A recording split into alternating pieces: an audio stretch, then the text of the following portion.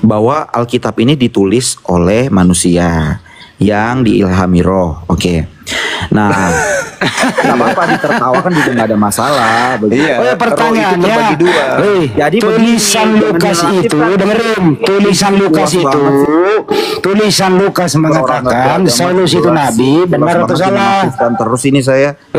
Ya Hadi ya Bashir ya Tabibi Nabi Allah khairul khalqi jami'an lahu a'la manasibi wal marati Salatullah subhanallah. Bismillahirrahmanirrahim. Assalamualaikum warahmatullahi wabarakatuh. Kami semua yang dirahmati Allah. Semoga Allah senantiasa curahkan segala rahmat, segala nikmat yang berkepanjangan dan tiada kamu ujung dari dunia hingga akhirat, insyaallah. Dan Allah pun kumpulkan kita para kaum muslimin di bawah naungan Rasulullah beserta para nabi, beserta para orang-orang yang Allah kasih, Allah sayangi, Allah cinta, insyaallah di bawah naungan Rasulullah, kelak di mana tiada naungan selain daripada naungannya, insyaallah. Amin amin Allahumma amin. Kaum muslimin, pada kesempatan malam hari ini saya akan mengunggah sebuah video di mana video ini mengisahkan tentang bagaimana perdebatan Aki Suma dengan pendeta siapa nih namanya ya, lupa saya, tapi lumayan seru. Nah inilah bodohnya pendeta nih ya, mengaku sebagai seorang pendeta ya, lalu ketika berdebat ketika menanyakan perihal Islam macam oh aja ya, getol, wah detail pokoknya dengan detail itu. Tapi ketika ditanyakan perihal masalah isi kitabnya, dia mutar akhirnya tidak menjawab gitu. Dan itulah liciknya orang-orang kafir ya, yang membuat kita jadi tertawa gitu. Maka dari itu, tidak heran ya kalau pada akhirnya gereja itu kosong. Karena apa?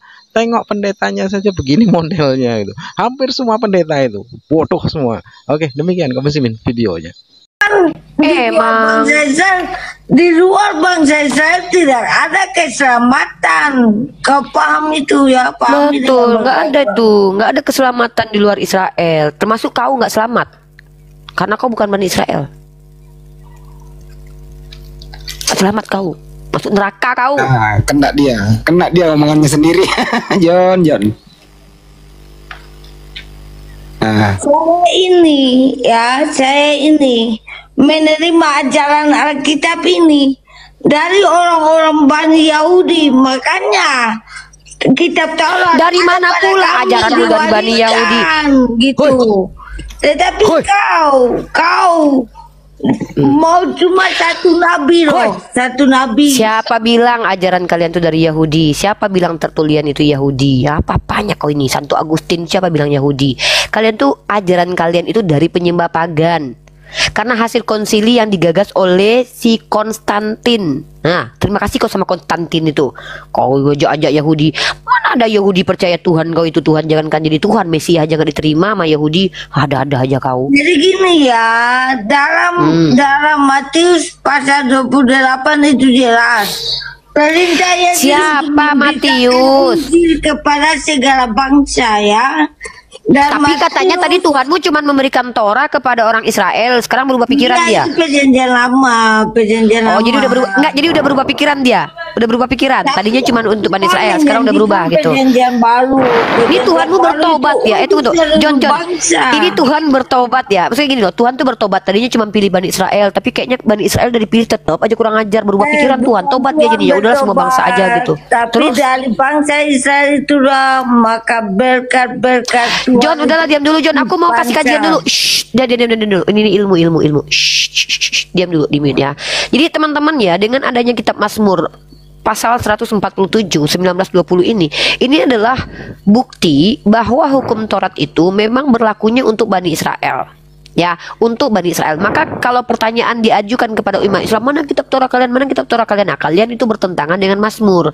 Kenapa? Karena Taurat itu diberikan kepada Bani Israel, begitu juga Injil kepada pengikutnya Nabi Isa alaihissalam yang dari keturunan Bani Israel. Kenapa Bani Israel kemudian dihentikan kerasulan kepada mereka? Udah banyak kali Nabi yang mereka bunuhi, gak ada otak mereka, nggak tobat-tobat juga. Udah berkali-kali turun temurun Nabi diberikan, dibantai sama mereka. Wajar kalau sekiranya Allah mengganti rahmatnya kepada orang yang datang dari Arab. Makanya Allah katakan, ya, saya akan bacakan ayatnya. Diam dulu lah John. Ih, kuludahi juga kok nanti John, aku lagi kajian. Ilmu yang perlu bukan pertengkaran nggak penting ini John.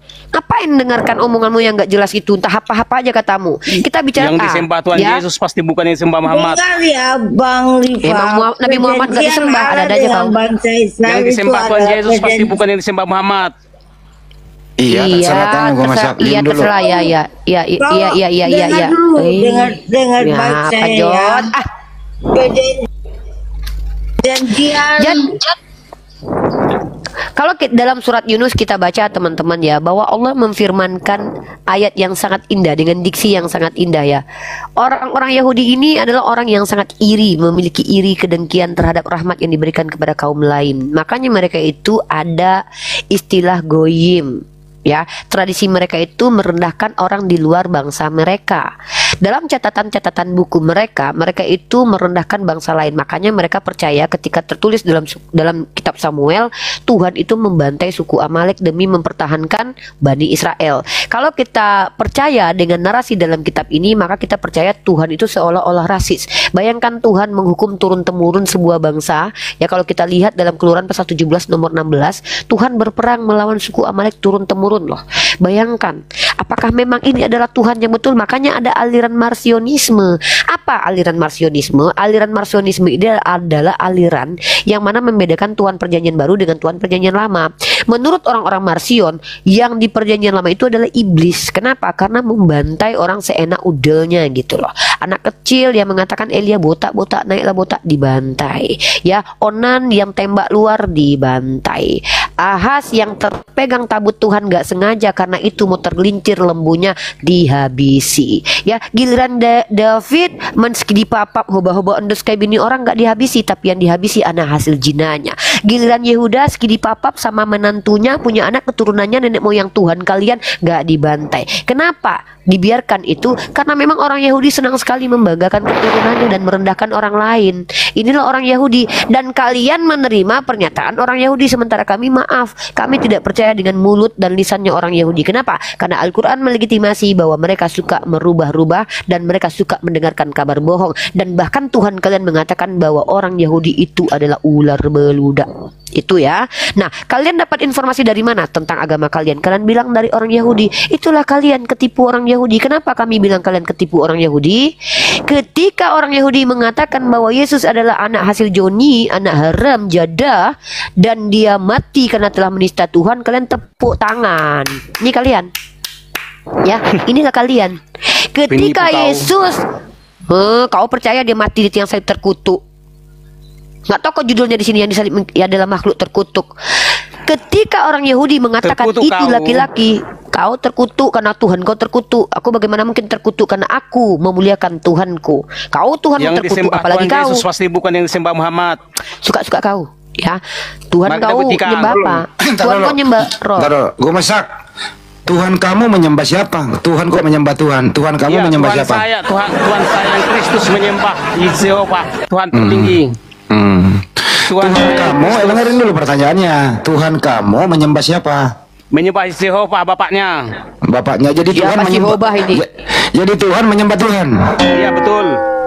Tuhan menyembah Tuhan. Betul. Terima kasih. Iya. Kalau Tuhan, dengerin dulu gue masak. Iya. Kalau Tuhan menyembah Tuhan, ada berapa Tuhan? Banyak kali. Semua pejabat surga adalah Tuhanku. Oh, pejabat surga. Semua penguasa surga adalah Tuhanku. Jangan-jangan ada Tuhan yang pernah dipecat? Ada nggak? Iya, betul. Siapa Tuhan yang dipecat? Lucifer dan kawan-kawan. Oh, tadinya Lucifer itu Tuhan. Ya. Dipecat jadi apa? Jadi barang siapa tidak bermajikan lagi kepada pejabat surga adalah pengikut Lucifer. Siapa yang memecat Lucifer? Jehovah. Oh Yehova. Caranya ada surat pemecatannya. Kembali lagi otakmu on. Udah. Lah, orang yang harus nanya kau surat hafal pemecatan. adalah- Ingat. Yang harus kau hafal adalah yang disembah Israel atau yang disembah Yesus, yang disembah oleh Tuhan Yesus pasti bukan yang disembah Muhammad. Hafal baik-baik. Tapi kenapa Tuhan mau mati terkutuk di salib? Dia hanya mempertunjukkan kemahakuasaan Bapaknya. Oh, jangan jalan terkutuk. Iya. Ya. Terima Ya, kasih. walaupun dia mati sekutu-kutunya, walaupun dia mati semati-matinya, karena Bapaknya lah Tuhan tertinggi atau Sang Maha Pencipta, maka dia bisa dihidupkan kembali. Siapakah yang bunuh Tuhanmu? Siapa yang bunuh Tuhanmu? Yang bunuh siapa? Yang bunuh Tuhanmu di tiang salib siapa? Yang membunuh para Romawi. Wah, kurang ajar itu ya. Nah, udah. Nah, sekarang itu. Enggak, dulu saya Buktinya tanya, Yesus- kenapa dia buktinya- dibunuh? Ada salah apa salahnya? Ya nggak salah, nggak ada salahnya. Dia Berarti hanya tentara Romawi kurang ajar. Dia hanya mau mempertunjukkan kekuasaan Bapaknya. Karena Bapaknya lah Sang Maha Pencipta. Iya, artinya tentara Romawi ini kurang ajar ya. Ya nggak masalah kurang ajar, itu kan urusan mereka. Ya, tapi kan yang dibunuh kan kurang ajar. Yang dia yang bunuh harus Tuhan kau loh itu. tahu adalah, yang harus kau tahu adalah karena Bapaknya Yesus lah Sang Maha Pencipta, sehingga dia bisa diangkat menjadi Tuhan. Oh, jadi siapa yang diangkat jadi Tuhan? Yesus diangkat menjadi salah seorang Tuhan Allah di surga. Oh, siapa yang angkat? Siapa yang angkat? Bapaknya Tuhan Allah tertinggi. Kapan waktunya diangkat? Dia setelah naik ke surga. Sudah ada surat pengangkatannya? Sudah. Kok pakai surat-surat lagi? Buktinya dia sekarang salah seorang Tuhan Allah di antara para Udahlah. Tuhan Allah. Ya, ada yang diangkat dari Tuhan, ada yang dipecat dari Tuhan. Iya, jadi gini. Oke. Lanjut. Tuhan tertinggi itu dialah yang mengangkat dan memecat para Tuhan. Itu buktinya. Suka-suka kau lah. Udah. Suka-suka kau lah. Muhammad tidak lulus menjadi seorang Tuhan karena Allah SWT bukan Tuhan tertinggi. Ya. Apalah kau ini. Iya, Muhammad tidak lulus menjadi seorang Tuhan karena Woi Allah SWT setan. bukan. Diam kau. Iya. Jangan kau bawa nabiku. Nabiku tidak pernah dituhankan. Kalian aja lah menyembah manusia Itu berkelamin bukti sudah. bukti nyata. Allah SWT tidak Tuhan Apa? Diam. tertinggi. Apa pula Udah. tertinggi? Kalau ada Tuhan tertinggi berarti ada Tuhan yang tinggi. Kau pikir Tuhan kami kayak tangga? Kau pikir Tuhan kami kayak tangga gitu? Kau aja punya Ulangan Tuhan yang kayak 10, tangga. Udah 11. diam. Udah diam. Ulangan Gue 10. masak diam. Aku Udah. mau kajian ini. Ini aku Udah. buktikan kalau kalian tuh agama terkutuk. Diam ya. Aku mau membuktikan bahwa Kristen adalah agama terkutuk. Ingat disclaim ya. Ini pembuktian. Kalau kalian bisa membantah, saya tunggu 1.500 pendeta untuk membuktikan kalau saya salah. Ya, saya ingin membuktikan kalau agama Yang Kristen. disembah Muhammad Diam pasti bukan dulu. disembah Tuhan Yesus. Yang disembah Muhammad pasti bukan Tuhan Yesus. Yang disembah Muhammad bukan yang disembah Tuhan Iya, Yesus. udah nggak apa-apa. Nah, artinya apa? Artinya apa? Yang kau sembah itu adalah pengikut Lucifer. Iya, nggak apa-apa. Daripada Tuhan menyembah Tuhan. Udahlah. Iya. Karena di surga ada banyak Tuhan yang dipimpin oleh Tuhan Allah tertinggi. Tuhan memimpin itulah Tuhan. Jehovah. Iya. Karena Tuhan itu Esa, satu kesatuan, dipimpin oleh Tuhan Allah tertinggi, itu Jehovah. Berkau tahu. Jadi inilah kenapa aku bilang Kristen itu ajaran terkutuk. Kenapa? Inilah hasilnya. Ketika ada orang yang terang-terangan mengatakan Tuhan itu banyak dan ada hierarki dan ada jabatannya dan ternyata ada Tuhan tertinggi, ada Tuhan yang tinggi, ada Tuhan yang tidak tinggi, inilah bukti dia terkutuk karena menistakan Tuhan Rabbul Alamin. Ini bukti terkutuknya dan saya akan tunjukkan teori pengutukan. Narasi saya bisa membuktikan bahwa yang kau sembah itu bukan Sang Maha Pencipta. Diam dulu. Ya, teman-teman perhatikan ya, kenapa saya katakan bahwa ajaran Kristen secara doktrinal itu adalah representasi ajaran terkutuk. Kenapa? Pertama, mereka mempercayai Tuhannya terkutuk. Itu jelas, seperti tema kita yang disalib adalah makhluk terkutuk. Nah, kalau Tuhannya saja sudah terkutuk, apalagi ajaran agamamu nggak nah, kalian ini itulah bukti terkutuk. Bukti terkutuknya ajaranmu itu. ajaran agamamu, makanya ajaran Buktikan kalau ajaranmu benar. Oke, saya buktikan. Bukti ajaran kami benar adalah ajaran Islam itu tidak bertentangan dengan empati dan juga yang kau sembah bukan akal. Tuhan adalah karena Allah SWT tidak bertata di surga. Buktinya yang kau sembah itu bukan. Apalah ini gue masak. Ya, saya yang kau sembah ingin itu pasti bukan Tuhan karena tidak bertata di surga. mungkin Bang Zuma deh. Bang Zuma silakan Ya. Bang Zuma. Yang Yang kayak kau sembah itu gini pasti nih tidak cara Tuhan. menghadapinya. Iya, silakan Bang Andi. Coba saya minta tolong gue masak. Tahun berapa Yesus diangkat menjadi Tuhan? Tahun berapa? Ya, Ya, setelah 2000 tahun yang lalu. 2000 tahun yang lalu. Ya. Siapa yang ngangkat dia jadi Tuhan? Bapaknya, Jehovah. Bapaknya. Disaksikan oleh siapa waktu pengangkatan itu? Ya, saksikan siapa? Ya, itu yang tertulis di Bible. Ada upacara seremonial? Ya, kita nggak tahu. Tapi Yesus menjadi salah seorang Tuhan Allah di antara para Tuhan Allah. Diangkat oleh Bapaknya, Tuhan Allah tertinggi. Kalau ibunya Tuhanmu diangkat jadi apa? Ibunya Tuhanmu? Ibunya Tuhan saya nggak tahu jadi apa. Yang harus Jadi, kau tahu gini, semua Nabi Kudus lulus menjadi Tuhan Allah. Saya mau Tapi nanya, para nabi Gue masak. para nabi palsu. Siapa-siapa saja, gue masak. Siapa-siapa saja yang dipecat menjadi Tuhan? Pasukan Lucifer. 1, 2. Ya, itu kan pasukan bukan satu. Ya ada berapa itu? Jadi pasukan Lucifer ini dimasukkanlah ke gua-gua gelap. Itulah makanya yang bersarang sekarang di gua-gua gelap itulah pasukan Lucifer. Jadi Lucifer sebelum dipecat, tadinya dia Tuhan. Iya, Oh, jadi Lucifer ini mantan Tuhan. iya betul. Anak buah daripada Yahweh. Iya. Mantan Tuhan. Iya, faktanya, fakta Bible. Fakta Bible. Menderita Karena semua otak pejabat dibuat. surga adalah Tuhan. Ini otak sudah penuh karat kayak gini. Udah. Ayo kita main cuma. Jangan kau lari Oke. terus. Jangan kau lari terus. Baik. Jangan kau bahas Bible ya. Sabar dulu. Jangan kesurupan, santai aja dulu. Saya berpikir dulu ya. Saya mau masuk dari sisi mana ini untuk mewaraskan saudara. Itu yang harus saya pikir dulu. Yang harus kita bantah adalah Allah SWT bukan Tuhan tertinggi dan Allah tertinggi. Bible menyebut Yahweh lah sang Maha Pencipta karena dialah Tuhan segala Tuhan, Allah segala Allah. Oke. Terus apa lagi? Ya Ada udah, lagi? artinya kan yang disembah Tuhan Yesus pasti bukan yang disembah Muhammad. Alasannya? Ya, itu buktinya. Bahasanya Apa? Allah SWT bukan Tuhan. Apa buktinya? Iya. Buktinya? Ulangan 10:17. Ulangan? 10:17. Yahweh lah Tuhan segala Tuhan, Allah segala Allah. Oke. Yahweh di sini Yesus nggak? Bukan. Bukan. Tapi Kristen menyembah Yesus. Yesus adalah majikan kami agar bisa kami sampai kepada majikannya Yesus. Oh, jadi maksudnya Anda menuhankan pembantu Tuhan gitu, pembantu yang maha Iya. tinggi. Hanya majikan hanya anak buah Yahweh lah yang Anak buah pantas Yahweh. menjadi majikan untuk bisa lulus ke surga. Oh gitu. Ya, Iya, jadi iya, Yesus iya. adalah hamba Yahweh yang menjadi majikan kami ke surga. Iya. Karena iya, arti iya. kata Tuhan sama kami adalah majikan. Majikan. Iya. Yang Muslim mana yang tidak majikan?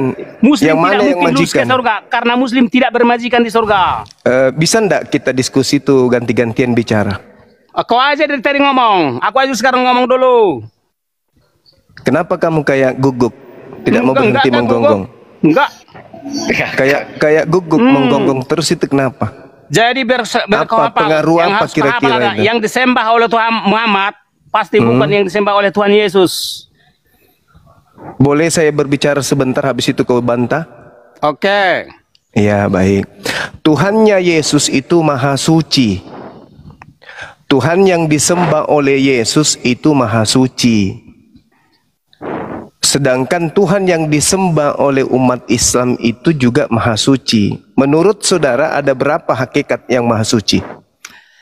Allah SWT pasti tidak maha suci karena dia tidak bertata di surga. Tidak, bukan begitu cara diskusinya. Iya, kalau cuma ngarang nih aku pun bisa monyet bisa saya sebut maha suci. Enggak bisa, Faktanya di mana? Enggak bisa gitu, enggak bisa, Iya, bukan. enggak begitu. Begini. Cara diskusinya jangan kayak gitu. Yang maha suci itu menurut saudara itu ada berapa pribadi? Itu dulu. Yang maha suci itu ada berapa hakikat? 1 hakikat, 2 hakikat, 3 hakikat, 4 hakikat, atau cuman 1 hakikat aja? Yang maha suci loh, yang maha. Coba kamu jawab, ada berapa yang maha suci? Kalau Yesus kan tidak mungkin maha suci, ya kan? Dia punya pantat, dia punya lubang hidung, dia punya mulut, keluar kotoran, najis lah dia. nggak jatuh dia ke tempat yang kedudukan maha suci. Nah sekarang Semua pejabat surga maha suci. Di apa itu antara maha yang maha suci? suci? Apa Satu itu yang maha termaha suci? suci. Apa itu maha? Apa itu suci? Maha artinya sangat-sangat. Ya sangat-sangat suci. Suci. Sangat suci. Sangat-sangat suci. Yesus, Ya, sangat bagi saya sangat-sangat suci. berarti kamu gila. Kenapa? Bagaimana Anda katakan dia sangat suci sementara dalam perutnya ada kotoran Kau kira itu kotor? Jadi Siapa bilang kotor? Siapa bilang? Itu kan dari mana kau bilangnya? Coba tanya dulu orang kimia. Tanya dulu orang kimia. Apakah itu kotor? Tanya dulu orang kimia. jadi kau bisa makan Ya, bukan soal bisa tidak bisa yang menjadikan suci, bukan. Udah. Jadi karena Allah SWT suci, makanya Allah SWT bisa nanti dimakan gitu. saya sarankan kamu ke rumah saya. Di situ banyak kau jadikan Bukan, masker. Kalau Apa itu untuk tanda-tanda kasih mukamu itu? Maha suci adalah Skincare. Kalau Kasih mukamu tanda pakai sangat tai suci mau. adalah bisa dimakan. Berarti Allah SWT bisa dimakan. Parah ini monyet. Alas, Udah kau turun, dah kau sampah kau gila, kau gila. Kau bukan orang, kau kambing. Gak ada otakmu. Masakan tai dibilang tidak kotor. Dasar kebanyakan makan babi kayak gini. Sperma babi jadi orang yang begini jadinya.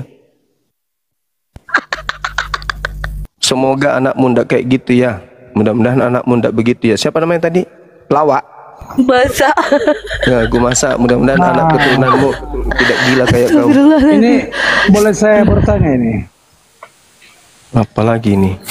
Nah, Ya, silakan. Anda Perkenalkan Kristen dulu atau Islam? dirimu. ya saya Kristen. Nah, gitu Jadi, dong. nah gini. Assalamualaikum warahmatullahi wabarakatuh.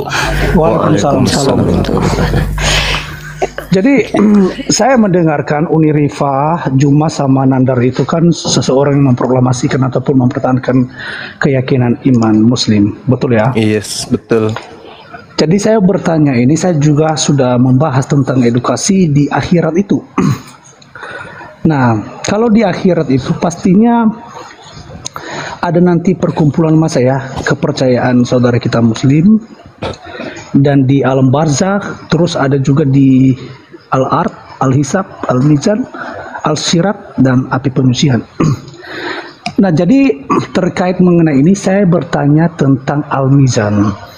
Nah, kita tahu bahwa di surat Al-Mu'minun 100 dan 103 itu mengatakan barang siapa yang berat timbangannya kebaikan, maka mereka itulah yang mendapat keberuntungan. Nah, jadi kita percaya bahwa orang yang beruntung itu adalah orang bertakwa. Dan barang siapa yang ringan timbangannya, maka mereka lah itu orang-orang yang merugikan dirinya sendiri. Mereka kekal di dalam neraka jahanam. Ini adalah orang-orang zalim.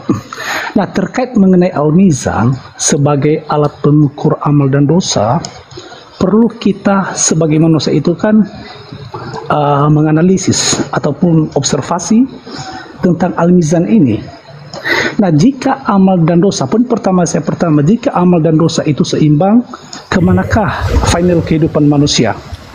Kemudian al-mizan itu satuan beratnya apa? Terus kemudian pastinya saya memberikan sebuah analogi hal yang kecil. Terlalu panjang, Pak. Ini pertanyaan nanti dirangkul Pak Andri. Nah, poin ketiga pertanyaannya, sesuatu barang yang masih belum kita timbang, pastinya posisi kita pada masa itu kan belum mengetahui berat barang tersebut. Nah, jadi bagaimana dengan posisi Allahmu pada masa itu? Apakah dia mengetahui kamu beramal atau tidak? Silakan. Maksudnya apa ini? Apa ini?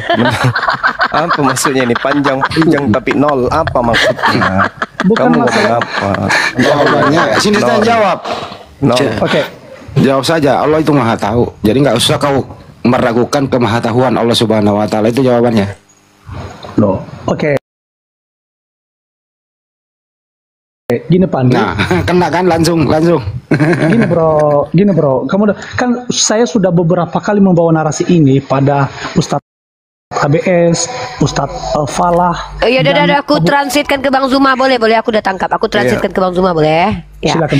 Bang Zuma, dia ini bertanya, ketika nanti di yaumil hisab, ketika semua manusia ditimbang amalan perbuatan baiknya, apakah Allah mengetahui sebelum mereka ditimbang? Nah, gitu Bang. Silakan Bang Zuma. Oh iya, sebelum ditimbang, bahkan sebelum Anda jadi manusia, Allah sudah tahu. Si fulan ke neraka, si bom ke neraka, klesi ke neraka. Allah sudah tahu jauh sebelum kamu itu ada di bumi. Allah udah tahu penghuni neraka ini aja, penghuni surga ini aja. Allah udah tahu. Tidak seperti Tuhanmu Yesus, dia mengambil jubahnya saja, dia nggak tahu siapa. Kalau Tuhan kami itu maha mengetahui.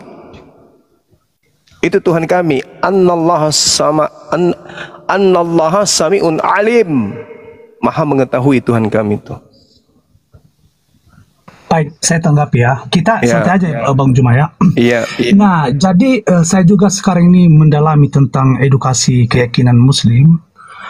Jadi kan saya observasi, ini kan al-mizan ini sebagai alat pengukur amal dan dosa. Itu kan kita sepakat ya. Tetapi saya mencari semua sumber-sumbernya, saya tidak mendapatkan satuan berat al-mizan itu yang digunakan oleh Allah itu apa. Kita gini, bentar Dia dulu. mau satuan berat, Gini, bro. kilogram, gram, ons. Bunda, dengerin dulu saya, Bunda, dengerin dulu saya. Itu kalau satuan berat di bumi ini kilogram, gram, kuintan, tons, gram, miligram, kan begitu. Jadi satuan berat di akhirat itu apa? Al-mizan. Kan Dia itu kan pikir itu dosa itu adalah benda yang bisa ditimbang, kayak gabah. Lu pikir gabah? Ada aja lu. No, gini, kita berdiskusi berdasarkan data ya. Kita akademis lah, boleh? Sepakat ya? Tunggu. Ya? Akademis itu artinya apa? Coba. Akademis itu. Oke, saya tidak panjang lebar. Yang penting kita Anda konsisten. mengobservasi, bentar. Anda mengobservasi. Yang Anda observasi tentang yaumil hisab itu apa? Oke, yang saya observasi di situ adalah satuan berat al-mizan itu apa? Pasti Iya, bagaimana cara mengobservasinya? Tunggu dulu, mengobservasi yaumil hisab itu seperti apa caranya? Metode apa yang dipakai? Nah, justru itu yang perlu saya tanya, Uni. Ya jangan bilang observasi lah, aduh ngaco. Gini bro. Apa ini Om? Gini Uni. Pastinya kita seorang apologet. Bicara akademis. Udahlah cukup lah. Bentar dulu Handi. Udah cukup. Coba saya tanya, kapan Anda mengobservasi yaumil hisab dan pakai pintu apa Anda ke yaumil hisab sehingga Anda mampu mengobservasi yaumil hisab? Oke, saya tanya ya, saya jawab, sorry. Sepertinya dia sudah terjun Saya langsung bingung. ke sana ya. Iya, saya Bentar bingung dulu. dengan kalian. Kalian banyak bicara, tapi kalian tidak mengerti dengan apa yang kalian ucapkan. Anda mengobservasi yaumil hisab, metode apa yang dipakai, kendaraan ke sana pakai apa? Saya mau ikut mengobservasi. Bro, Dia Uni. observasinya itu sama dengan metode yang dilakukan oleh pengarang kitab Wahyu. Bukan. Gini. Dia dengar dulu. Bermimpi dan berhayal. Uni Rifa, sekarang yang saya bawa narasi ini kan bukan al-ard atau al-hisab. Yang saya bawa narasi ini kan al-mizan. Bukan al-hisab. Saya fokus. Anda mengklaim mengobservasi yaumil hisab. Yaumil hisab itu adalah fase dan masa. Paham? Ya, tempatnya baru padang mahsyar. Nah, jadi ada masa, ada fase, ada tempat. Nah, dan itu adalah janji dari Allah Azza wa Jalla. Pertanyaanku, kok observasi pakai kendaraan apa ke sana? Kok nggak diajak kami? Oke, saya tanggapi ya. Jadi menurut Makanya sebelum mengklaim akademis, coba pahami dulu apa sih akademis itu. Sebelum mengklaim ilmiah, apa sih ilmiah itu? Tolonglah jangan permalukan dari kalian di sini. Observasi apa yang mau diobservasi dari yaumil hisab? Sejak kapan dosa itu berbentuk, berbau dan berwujud? Dosa itu adalah konsekuensi yang tidak dapat diindrakan. Tapi dia ada, sebagaimana kau punya akal. Ya, kau punya akal tak mampu kau nampakkan bagaimana bentuk akalmu. Nah sekarang kau tanya sama Bang Zuma pertanyaan yang memang kau ngerti dengan pertanyaan itu, baru bisa diskusi bagus-bagus. Coba bertanya ke Bang Zuma pertanyaan yang kau pun mengerti, silakan. Oke. Masa diajarin? Oke. Jadi Uni Rifa ini kan tertuju pada dosa, tapi sebenarnya tujuan saya itu, rujukan saya itu terhadap al-mizan. Pastinya kan al-mizan itu Gak nyambung deh. Aduh, bentar dulu Andi.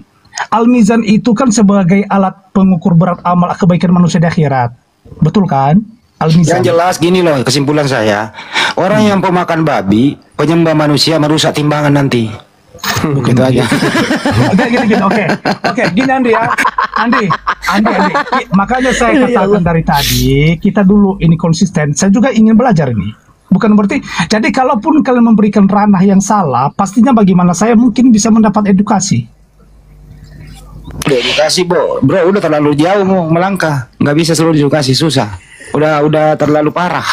Nah, Iya. Bukan terlalu Harus parah. dimandikan Pandi. dulu ini. Pandi, ya. Bentar dulu. Yang namanya apologi. Lu harus mandi 7 yang sumur, namanya terakhir sumurnya di sungai, di segitiga Bermuda di sana. Oke, Pandi, yang namanya apologet, 100 pun pertanyaan yang ada, pasti kebenaran itu 101 jawaban. Artinya tidak ada yang mengatakan, oh tidak tahu, entah apa jawabannya. Karena Untuk Kristen terpecah belah, lain hari ini Kristen datang satu ditanya beda, yang satu beda. Emang ada persatuan di antara kamu? Oke, gini. Kau itu bercerai-berai sebagai butiran pasir di laut kok. Oke. Kau nggak sadar itu kau bercerai-berai? Tentang Tuhan aja kau ribut kok.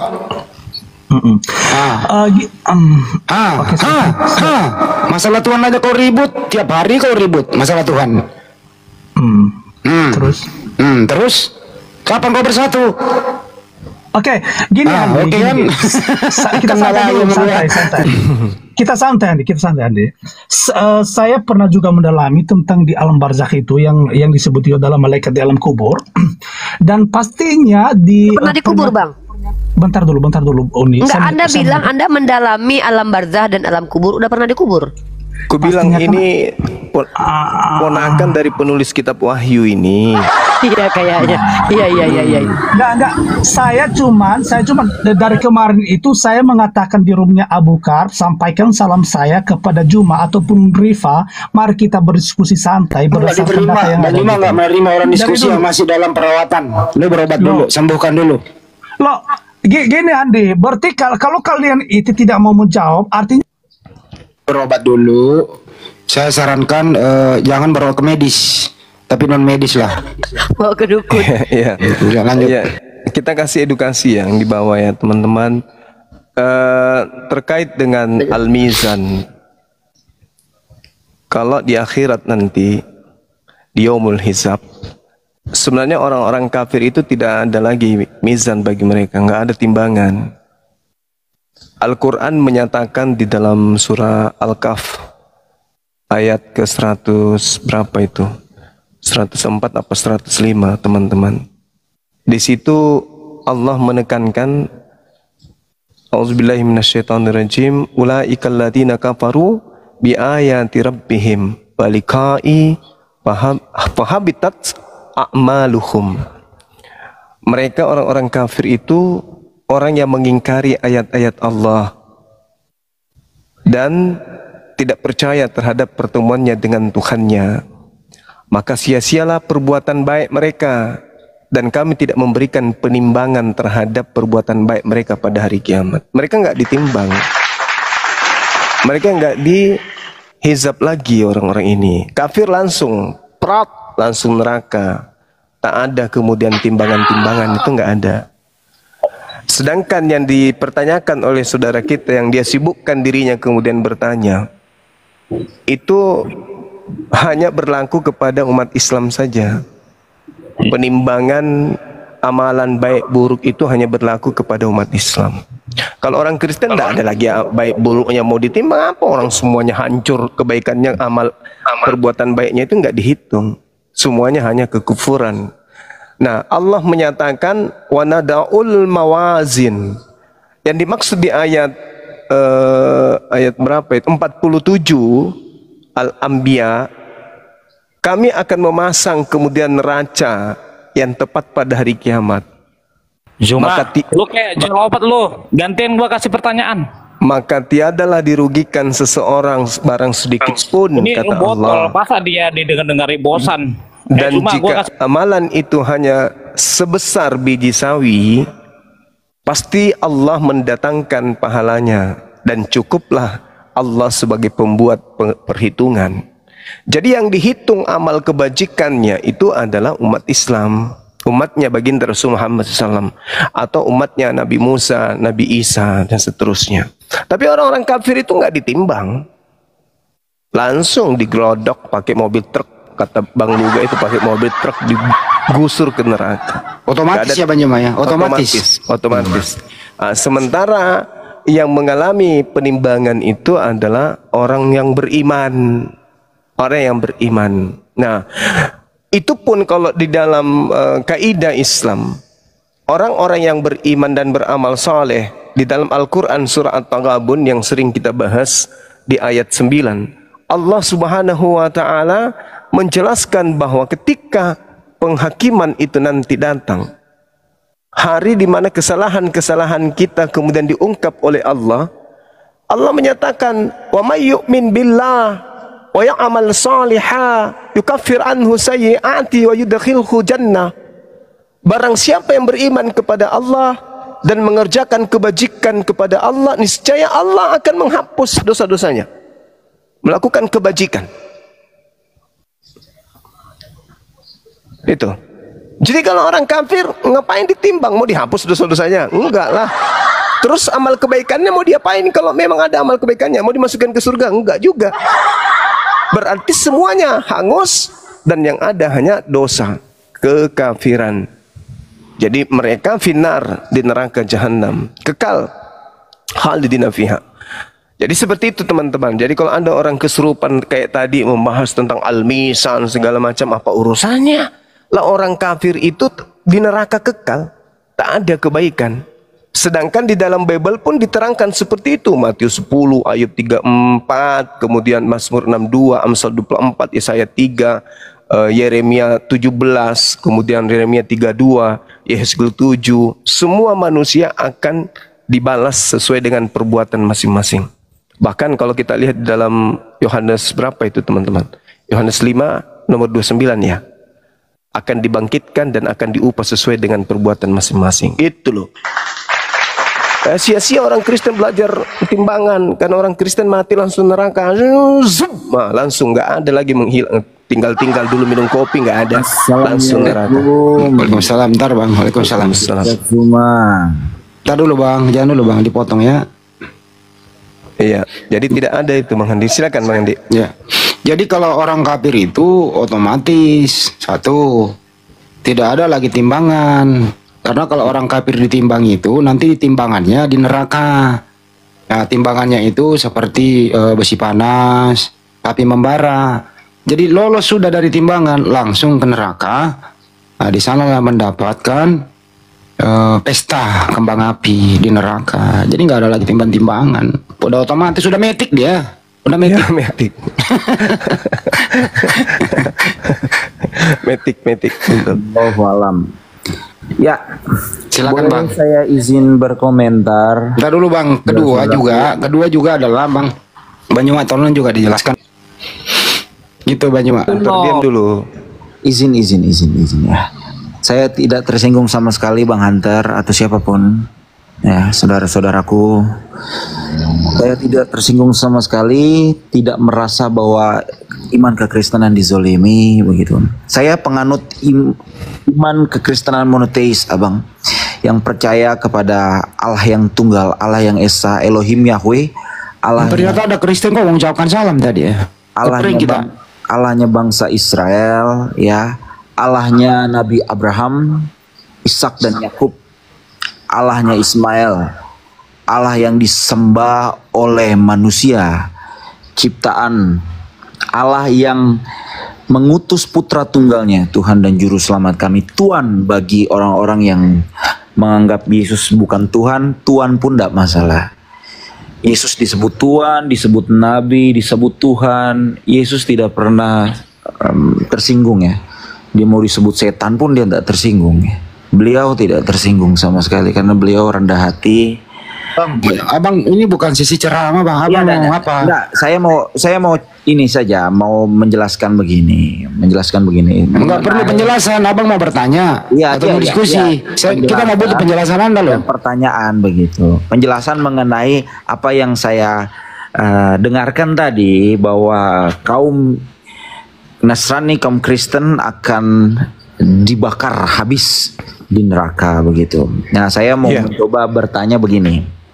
Kalau penjelasan saya saya berkata begini, bahwa hanya Allah yang kasih, yang rahmani, yang adil itu yang akan mengungkapkan benar atau tidak pernyataan Pak Zuma nanti di hari penghakiman, tentu aja. Tapi pertanyaan saya begini, tolong jelaskan secara detail dan objektif kalau memang Bang Zuma ini adalah hamba Allah yang jujur, hamba Allah, hamba Tuhan, bukan hamba cuan.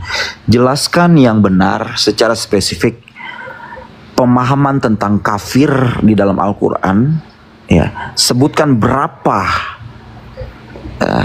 diksi kafir, ya, dan penjelasan dari beberapa diksi kafir sesuai dengan konteks yang ada dalam Al-Quran, sehingga teman-teman tahu bahwa kafir itu bukan hanya diarahkan kepada orang-orang yang tidak mempercayai ajaran Muhammad. Demikian. Bang, sekalian aja suruh Bang Zuma bikin jurnal ini ya hari ini. Ya Allah. Terima kasih. Assalamualaikum. Waalaikumsalam. Jadi orang kafir itu adalah orang di luar Islam. Kristen kafir, apapun sektenya, itu orang-orang kafir, orang yang menutup diri dari ajaran para nabi, menutup diri dari ajaran Nabi Musa, menutup diri dari ajaran Nabi Isa, Yesus, dan menutup diri dari ajaran Nabi Muhammad SAW. Jadi orang Kristen itu mau mengaku Yesus only, monetize atau apapun itu kafir. Itu kafir, Bang. Termasuk Anda kafir. Kenapa Anda kafir? Karena Anda menutup diri dari ajaran Yesus. Yesus itu mengajarkan tauhid, satu Tuhan, dan yang dituhankan itu adalah Bani Israel, Tuhan yang disembah oleh Bani Israel. Dan Yesus itu mengatakan dirinya hanya diutus kepada domba. Domba itu Bani Israel. Anda bukan domba, Anda orang di luar Bani Israel. Jadi kalau ada orang di luar Bani Israel ngaku-ngaku sebagai pengikut Yesus untuk menuju kepada Tuhannya Musa, itu adalah serigala. Entah itu dia serigala buas, entah itu adalah serigala jinak. Yang pasti mereka itu bukan pengikut Yesus. Mereka itu adalah anti terhadap Yesus. Seperti itu, Bang. Karena Yesus mengatakan, aku diutus hanya kepada domba yang hilang dari umat Israel. Itu pengakuan Yesus. Dan itu tidak bisa dibantah. Kalau Anda mengaku pengikutnya dan Anda ternyata bukan Bani Israel, berarti Anda pendusta. Anda pembohong berarti. Seperti itu, saudara. Jadi kafir itu adalah orang yang menutup diri dari ajaran para nabi, termasuk menutup diri terhadap ajaran Yesus. Ketika Yesus mengatakan diutus hanya kepada domba yang hilang dari umat Israel, Anda tidak terima ajaran Yesus itu, malah Anda mengikuti data-data tambahan-tambahan seperti di Matius 28, berarti Anda termasuk kafir.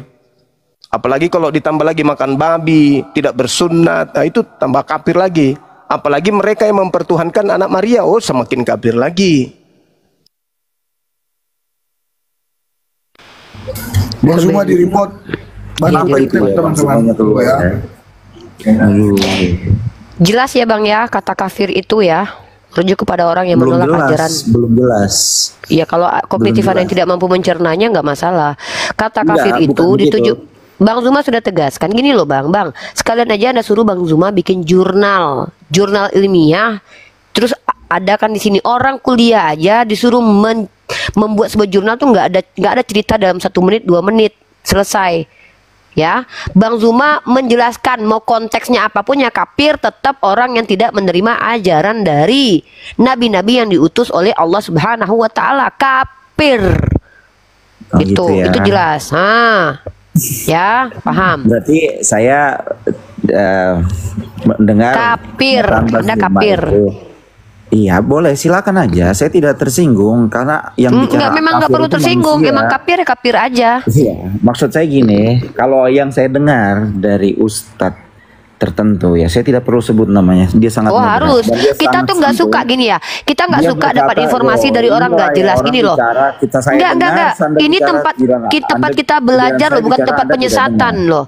Bukan gitu. Ini tempat orang belajar, bukan tempat menyesatkan. Anda sebut nama ustadz tapi nggak mau sebutkan namanya. Anda penipu nanti ujung-ujungnya. Kenapa? Belum tentu ada nama ustadz tersebut. Sebutkan nama ustadznya biar kita tahu apakah ustadz itu betul-betul ustadz atau jangan ustadznya orang Kristen. Gitu loh. Ya, baik. Anda tahu salah satu ustadz yang anaknya adalah presenter ternama? Aduh, sebutkan saja namanya. Ngapain pakai di sini kayak main kuis aja? Di sini sebutkan nama ustadznya, Ustadz Quraisy Shihab. Dia menulis buku, di buku yang tertulis ini halaman kesekian menyatakan. Nggak usah bang, ajarkan kami bagaimana metodologi belajar. Ustadz Quraisy Shihab menyatakan bahwa paham tentang kafir itu bukan hanya berbicara mengenai orang-orang yang tidak beragama Islam. Ya, orang kafir dalam paham di Al-Quran secara holistik itu tidak hanya menunjuk satu agama, tapi orang-orang yang tidak melakukan kehendak Allah, termasuk orang yang beragama Islam, itu bisa disebut kafir. Iya, perbantahan antara Quraisy Shihab dengan Bang Zuma apa? Nah, saya kan tadi Tuh, silakan Bang Zuma lanjut tuh. Gini, Mbak Eoni, sabar ya. Anda ini nafsuan sekali ya, agresif. Kenafsuan jijik lihat orang yang sok-sok akademis tapi nggak ngerti bagaimana konteks atau konsep atau metode akademis. Saya tuh jijik, Anda udah tua, bukan anak kecil lagi. Jadi nggak usah gini ya. Orang tegas belum tentu salah, belum tentu jahat. Karena orang lembut juga belum tentu baik. Banyak yang lembut tapi busuk seperti tokai. Iya, oke. Tai itu lembut tapi bau. Iya, lanjut Bang Zuma. Begini, Bang Zuma belum selesai tadi, Mbak Eoni, Bang Zuma belum selesai menjelaskan. Tadi kan hanya diarahkan kepada kafir adalah orang-orang yang tidak bertakwa kepada nabi-nabinya. Ya, nabi-nabi yang diyakini oleh kaum muslim itu nabi-nabi yang ada di bangsa Israel. Sedangkan bangsa Israel termasuk orang Kristen tidak mengakui ada nabi di luar bangsa Israel. Dan memang tidak tertulis dari kitab perjanjian lama sampai perjanjian baru ada nabi di luar bangsa Israel, kan begitu ya. Nah, kalau dikatakan saya kalau orang Kristen nabinya siapa bang? Kalau Jesus only, maaf saya klarifikasi Bang Zuma. Di Kristen ada nggak nabinya? Kristen ini punya nabi nggak?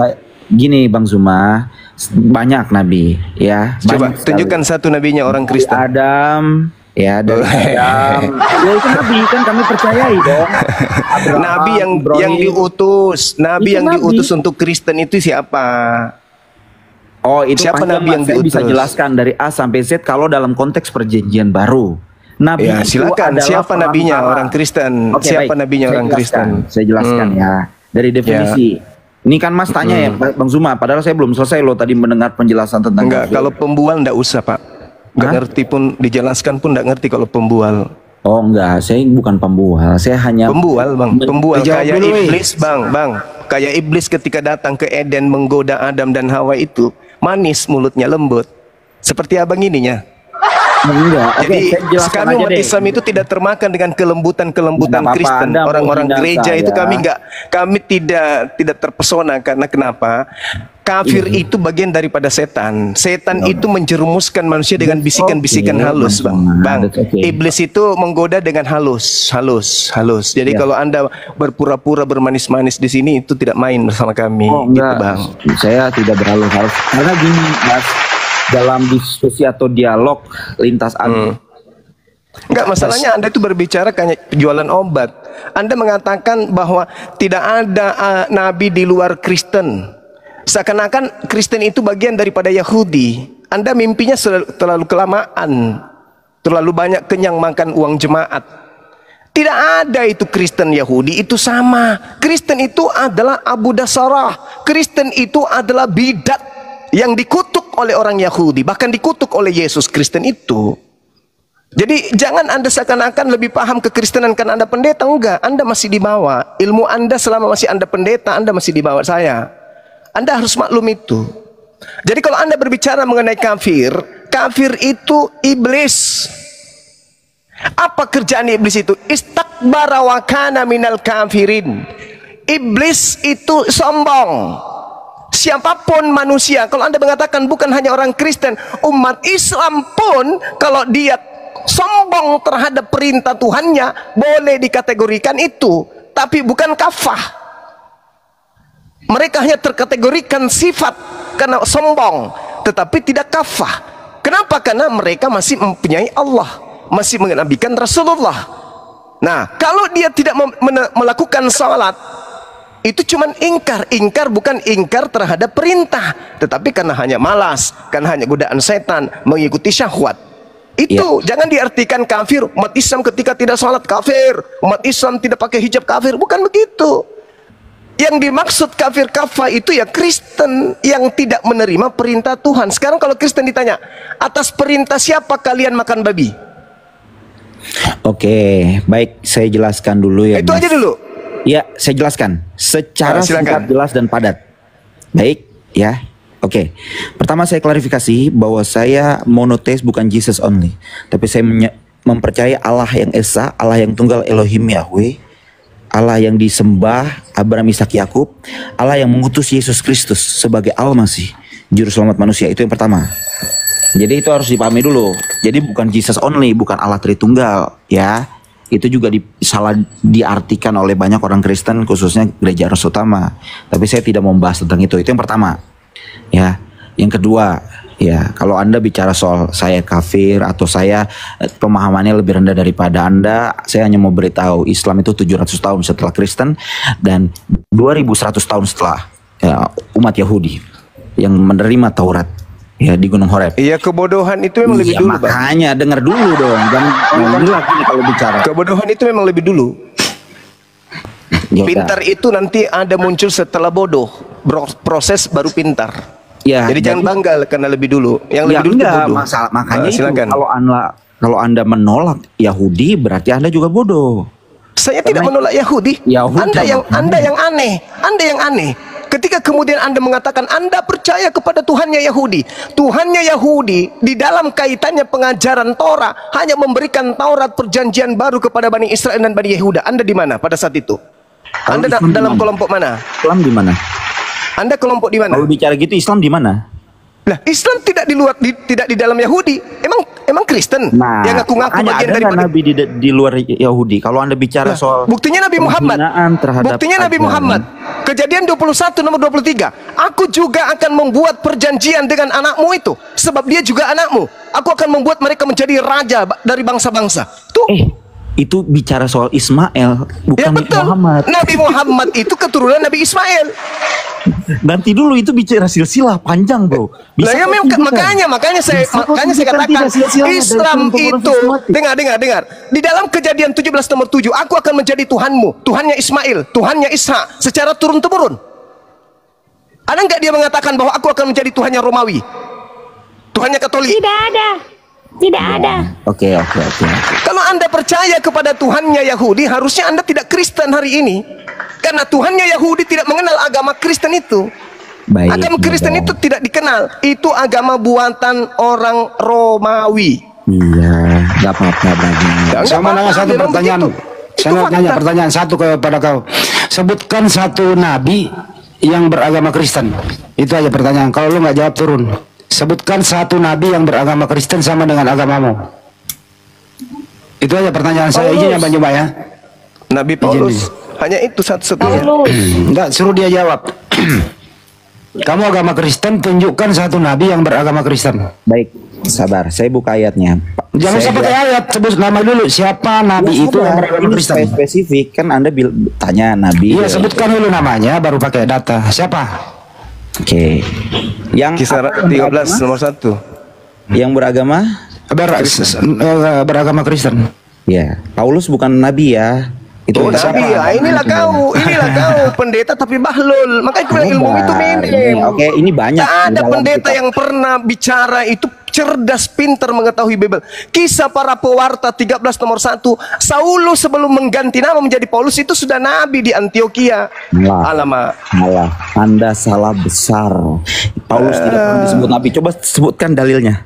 Mana dikatakan? Kisah para wartawan 13 nomor 1. Coba Anda baca. Kisah berapa? 13. Yes. Oke, kisah 13 ayat 1.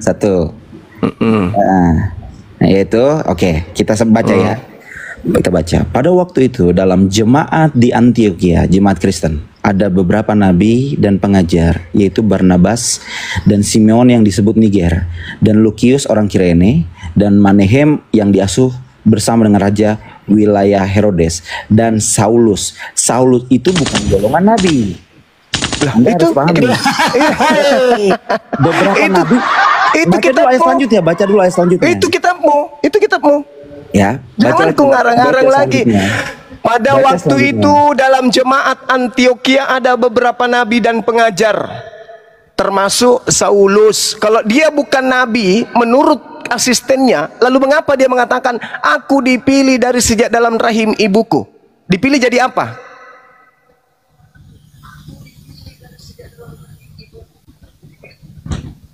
Paulus dipilih jadi apa? Ayo jawab. Pingsan. Macet. Pingsan. Saya dinonaktifkan, tidak bisa bicara. Dari tadi saya ngomong tanpa ada suara. Oke. Galatia pertama, ayat pertama. Dari Paulus seorang rasul, bukan karena manusia, juga bukan oleh seorang manusia, melainkan oleh Yesus Kristus dan Allah Bapa yang telah membangkitkan dia dari antara orang mati. Jadi dia bukan nabi. Kita buka lagi Roma. Kalau dia bukan nabi, lalu kisah para rasul 13 itu apa?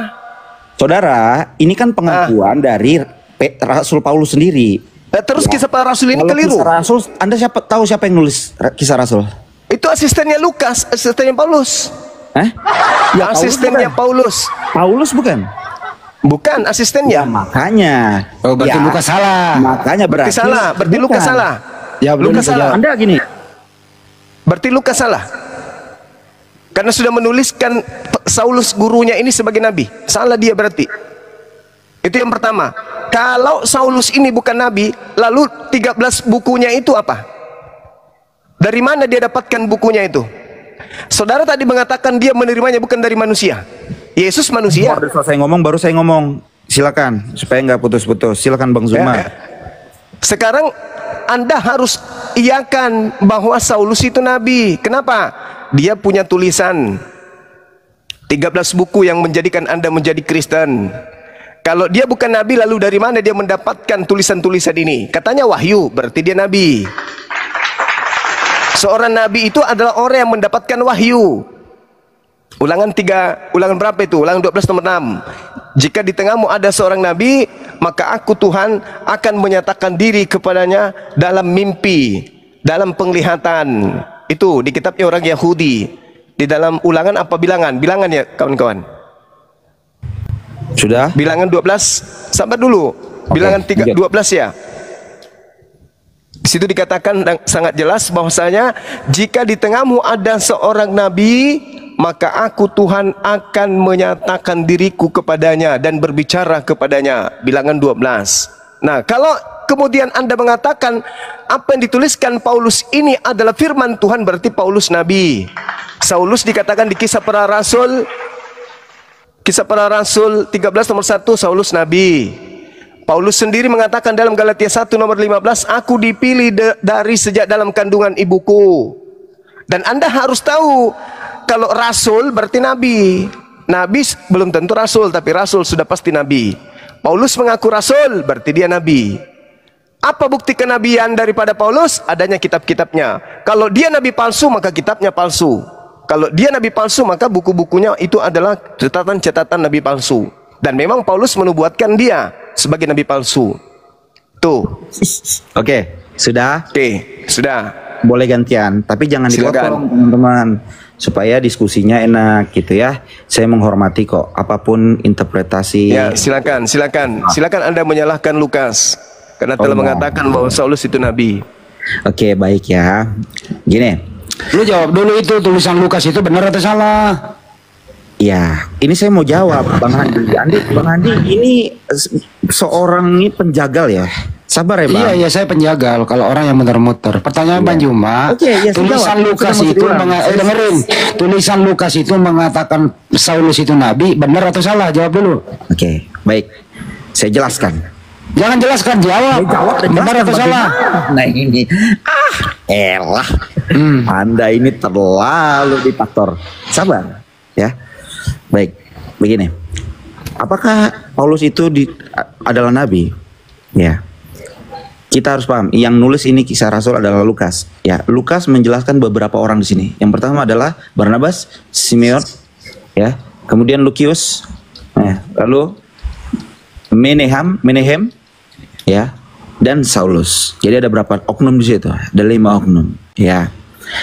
Tetapi Paulus tidak pernah berkata bahwa dia mengakui bahwa dia diri adalah nabi. Karena nabi itu adalah perantara, nabi itu diutus. Pertanyaannya, tulisan Lukas itu benar atau salah? Lo benar dong. Berarti Saulus nabi. Benar-benar ditulis. Tetapi begini, kalau Paulus gini dengar dulu Bang Handi. Sabar, Anda ini nafsuan sekali ya. Berapa istrimu? Ya sabar. Sabar. Belum Saya selesai. punya istri, ya. kamu nggak punya istri. Belum selesai ya, sabar ya. Saya masih muda, tenang aja. Laki-laki bebas. Ya. Nih, sabar. Saya jelaskan dulu ya. Ketika Lukas berkata 5 orang ini adalah nabi, maka Paulus atau Saulus, ya Saulus itu nama lamanya, dia harus mengkonfirmasi bahwa dia adalah seorang nabi. Ya, saya membaca kitab-kitab di dalam perjanjian baru atau surat-surat dalam perjanjian baru, tidak ada pengakuan Paulus adalah seorang nabi. Ya, khususnya dalam tulisan Paulus. Misalnya di dalam Roma 1. Itu tulisan Paulus ya, dari Paulus hamba Kristus Yesus yang dipanggil menjadi rasul. Jadi dia dipanggilnya menjadi rasul dan dikuduskan untuk memberitakan Injil Allah. Itu Roma. Kita buka lagi, masih banyak sekali. Misalnya itu loh pertanyaannya. Lukas mengatakan Saulus itu nabi. Pertanyaannya, tulisan Lukas ini benar atau salah? Benar-benar ditulis Bang, makanya saya mau jawab. Ya benar ditulis, isinya benar atau salah? Kelas pendeta ya begini. Kelas pendeta ya begini. Kelas pendeta begini. Tolong dong, belum selesai ini. Kan begini, ini kan Anda juga menyetujui, saya menyetujui bahwa Alkitab ini ditulis oleh manusia yang diilhami roh. Oke. Nah, nggak apa-apa ditertawakan juga nggak ada masalah. Iya, pertanyaannya, jadi tulisan Lukas itu, dengerin, tulisan Lukas mengatakan Saulus itu nabi, benar atau salah? Terus ini saya jelas sekali. Tulisan Lukas mengatakan Saulus nabi, benar atau salah? Tulisan itu, jawab. Tulisan itu benar Bang. Nah, kalau begitu ya udah jelas. Nabimu itu Paulus, udah selesai.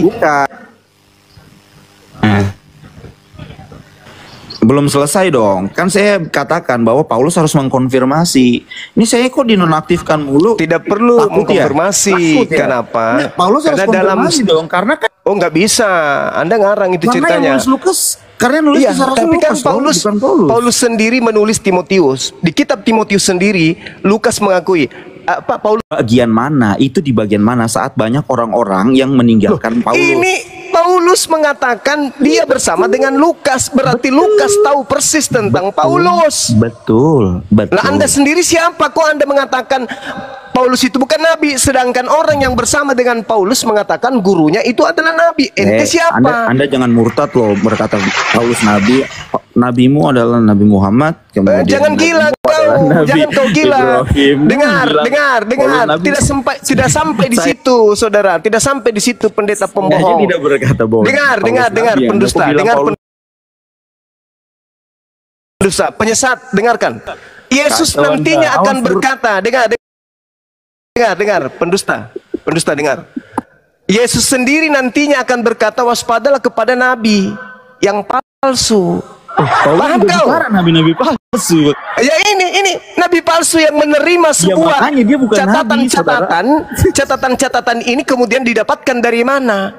Kalau bukan dia berkata Paulus nabi, saya aja nggak berkata Paulus nabi. Wah, Anda nih kacau nih Anda.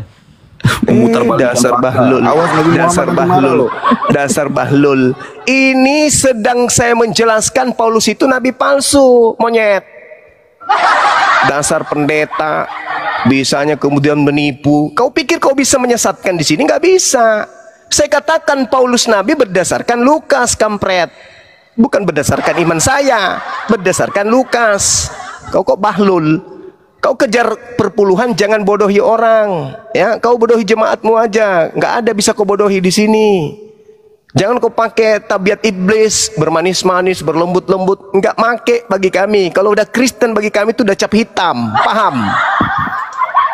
Udah cap hitam itu. Wa ikhwanuhum yamudunahum fil ghayyi. Summa la yukhsirun. Itu sudah tamat kami. Wa kanal kafiru ala rabbihi zahira. Udah tamat kami. Kafir itu saudaranya setan. Jadi kau bermanis-manis di sini selayaknya setan yang datang kepada Adam, selayaknya setan yang datang kepada Hawa, membisikkan dengan cara-cara halus lembut, nggak main dengan kami. Ya, paham itu. Jadi Paulus sendiri mengatakan dalam suratnya 2 Timotius 4 nomor 11, hanya Lukas yang tinggal bersama dengan aku. Berarti yang tahu tentang Paulus itu Lukas. Lukas mengatakan Paulus itu nabi. Datang pula kau mengatakan dia bukan nabi. Kenapa kau mengingkari Paulus itu bukan nabi? Kau mengingkari dia sebagai seorang nabi dan kau mengatakan dia bukan nabi? Karena kamu takut. Sebab Yesus menubuatkan Paulus sebagai nabi palsu. Kau takut kebongkar bahwa nabi palsu yang dimaksud dengan Yesus itu adalah Paulus, pendiri agamamu. Kamu takut ketahuan itu. Makanya titel Paulus sebagai nabi kau ingin hapus. Kau berusaha menghapusnya. Sebab yang dinubuatkan Yesus, datangnya nabi palsu itu adalah Paulus. Karena sejatinya Paulus itu adalah nabi, tapi plusu. Makanya ada yang dikatakan akal bulus. Karena akal bulus, akal licik. Dalam kelicikanku aku menjerat engkau dalam tipu daya. Tuh, akal bulus tuh. Jadi kau seorang pendeta malu mengakui Paulus itu nabi. Kenapa? Kapan-kapannya orang Kristen berani mengakui Paulus itu nabi, maka dia sama dengan meludah ke atas, ludahnya jatuh sendiri di wajahnya sendiri. Kenapa? Dengan demikian dia sudah mengakui bahwa nabi palsu itu adalah Paulus. Maka seorang pendeta pun harus berkuat-kuat mengatakan dan menolak Saulus disebut nabi. Meskipun Bible sendiri loh, orang yang terdekat yang menceritakan Saulus itu nabi loh. Masa sih paman? Yes. Baca di dalam Kisah Para Rasul 13 nomor 1, catatan penyelidikan yang dilakukan oleh seorang bernama Lukas. Dalam catatannya dia menuliskan kemudian Saulus itu adalah seorang nabi di Antioquia, dan murid-muridnya pertama kali disebut Kristen itu adalah muridnya si nabi Saulus ini. Jadi kalau hanya seorang pendeta berlembut-lembut tidak main sama kami, nggak main, ya, nggak main. Innal ladina kafaru yuqatiluna fi sabilit tagut. Pendeta-pendeta itu diceritakan tuh seperti itu adanya. Mereka akan berjuang mati-matian untuk menutupi kemudian siapa Saulus ini. Bukan nabi, bukan nabi. Lalu tulisannya dari mana? Wahyu, ya nabi dong. Oh, bukan wahyu, lalu apa? Ilham, ya nabi dong. Karena di dalam Bilangan 12 nomor 6 yang disebut orang yang menerima wahyu, orang yang menerima ilham, orang yang mendapatkan tuntunan, orang yang mengaku mendapatkan penglihatan, orang yang mengaku didatangi kemudian Roh Kudus itu dan mendapatkan sebuah pengajaran, apalagi catatan-catatan buku, maka dia adalah seorang nabi berdasarkan Bilangan 12 nomor 6. Maka Saulus sama dengan nabi berdasarkan Bilangan 12 nomor 6, berdasarkan kemudian 2 Timotius 4:11 dia dekat dengan Lukas, dan Lukas menyatakan di dalam kisah yang dia ceritakan kemudian di bab 13 nomor 1. Dan dia sendiri mengakui dia dipilih dari sejak dalam rahim ibu. Bahkan kau berani membacakan tadi di Galatia bahwasanya bukan aku menerima Injil bukan dari manusia. Nah, lalu dari mana? Dari mana? Dari mana dia menerima Injil? Hayo. Dari mana? Karang sendiri? Nggak mungkin. Dia mengatakan dari Yesus, bukan dari manusia. Berarti dia nabi. Ketika Anda mengatakan Yesus itu Tuhan, dan sebagai Tuhan dia datang mewahyukan kepada Saulus atau Paulus, maka jelas dia adalah seorang nabi. Tuhan telah memberikan wahyu kepada Saulus, berarti Saulus ini adalah nabinya Yesus. Paham ya? Nah, itu masalah besar. Masalah besar ketika Anda mengatakan aku menerima Injil bukan dari manusia. Kalau dia menerima Injil bukan dari manusia, berarti Saulus terbukti tidak menerima Injil dari Yesus, sebab Yesus adalah manusia. Nah, siapakah gerangan makhluk yang mengaku Yesus yang datang memberikan Injil kepada Paulus ini? Ah, ini yang perlu dipahami oleh pendeta-pendeta. Siapa makhluk yang mengaku Yesus yang bukan manusia? Yesus anak Maria adalah manusia. Yesus yang datang kepada Paulus bukan manusia. Lalu kalau bukan manusia siapa? Silakan teman-teman, sambut dan dilanjutkan. Demikian tadi kaum muslimin ya, yang dimana perdebatan ini akhirnya ya hanya memancing emosi itu ya, pura-pura lembut ya, pura-pura pokoknya pura-pura lembut, pura-pura lunak, itulah kelakuan kafir. Padahal dia mau niatnya mau menjebak itu ya, tapi malah dia sendiri yang terjebak. Dan pada akhirnya dia pun lari tunggang langgang tanpa ada perlawanan ya, tanpa ada jawaban, sedikit pun tidak menjawab dari apa yang ia dipertanyakan. Padahal ketika dia bertanya ya, pendeta itu bertanya luar biasa detail. Masa iya ada dosa ditimbang di kilo-kilo? Gobloknya ini pendeta ini ya. Memang menjadi kafir itu wajib bodoh sampai mati, itu terbukti ya. Gobloknya bukan main, bodohnya bukan main, tololnya bukan main itu. Iya, saya aja nonton itu geram nengoknya tuh, entah apa-apalah. Begini pendeta ya. Makanya tidak heran kalau pada akhirnya banyak Kristen yang mualaf itu ya terlepas dari penggembalaan itu. Karena apa? Gembala-gembalanya saja goblok, bodoh, oon, tolol, bego gitu ya. Jadi ya itulah yang terjadi. Banyak orang Kristen yang pada akhirnya masuk Islam karena melihat pendeta-pendeta mereka, orang-orang yang mereka hormati, ternyata mereka sendiri tidak tahu isi kitabnya. Lalu apa bedanya jemaatnya dengan pendetanya? Sama saja, sama-sama oonnya, sama-sama tololnya. Oke, demikian saja kaum muslimin, yang mungkin hanya itu saja yang dapat saya sampaikan, dan saya Irif di sini. Assalamualaikum warahmatullahi wabarakatuh. Ya Hadi, ya Bashir, ya Tabib.